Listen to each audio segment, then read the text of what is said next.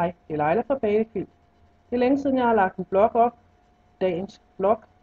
Så jeg har kigget på kalenderen med en blog hver dag og kigget på bloggen for den 23. maj, som er i dag.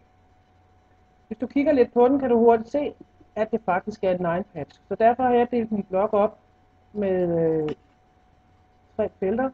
Du kan se, at der får nogle hjælpelinjer, lodret og vandret. Jeg har valgt at sige 36 snap points, det er de små prikker, fordi jeg ved jo, at den skal deles på midten, den ene blok. Så derfor skal det helst gå op. Hvis jeg tegner streger i EQ, skal de kunne fæstne på de her prikker. Nu vil jeg gerne have tegnet 9-patchen, så derfor klikker jeg på gitteret, og jeg har allerede sat den til 3 kolonner og 3 rækker, men ellers kan du ændre det herovre. Nu følger der et lille gitter sammen med musen, når jeg går herhen, så jeg tager øverste venstre hjørne og trækker ned til nederste højre.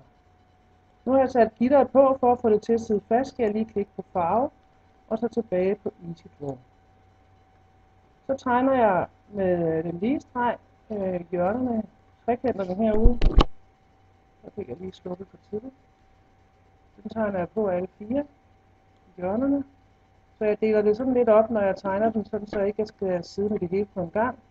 Og hver gang jeg har lavet en del af det, går jeg hen i Color, for at få dem til at blive, og tilbage til Easy Draw. Jeg er ikke helt færdig med mine hjørneblokke, for de skal nemlig deles her på midten. Så jeg trækker ned mod midten, rammer det lille snap point og ud til siden. Så har jeg sat de firkanter på, spidser der skal på her. Og den skal så faktisk gå ned her. Der er ikke nogen lige her på den her streg, så derfor trækker jeg den ned til prikken, der er nede under. Og det samme gør jeg heroppe. Lige om lidt skal jeg vise dig, hvordan den kommer til at fæstne. Så jeg kan faktisk starte på prikken her, gå op til kanten, ned til midten, op til kanten, og så ned og få den fast hernede. Den er rigtig godt. Den skal lige gå lige der, og så skal den gå ned. Og vi prøver at tegne den hernede. Ud til kanten. Og ned. Og på midten.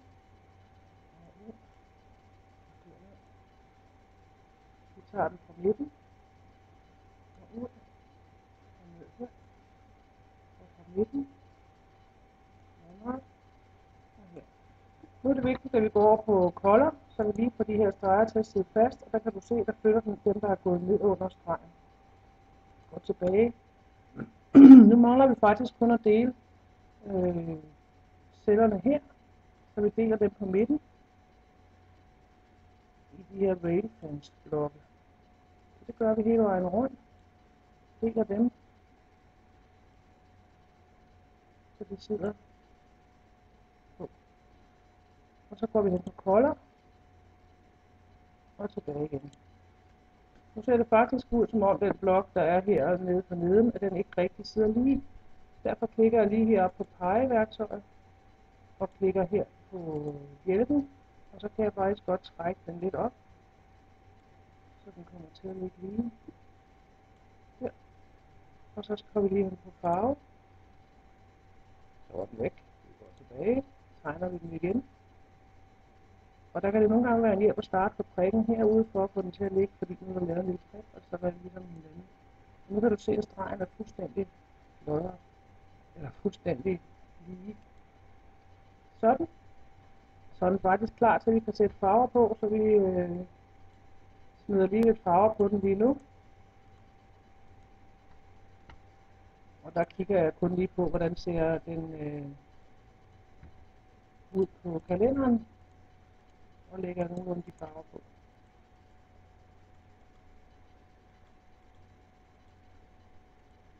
Det går hurtigt med at sy, når man syr her.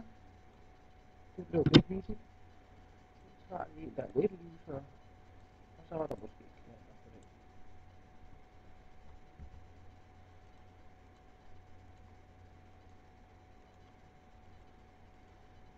Sådan. Så har vi faktisk farvet vores blok og er klar til at sætte den op i skitsebordet, og det gør vi her.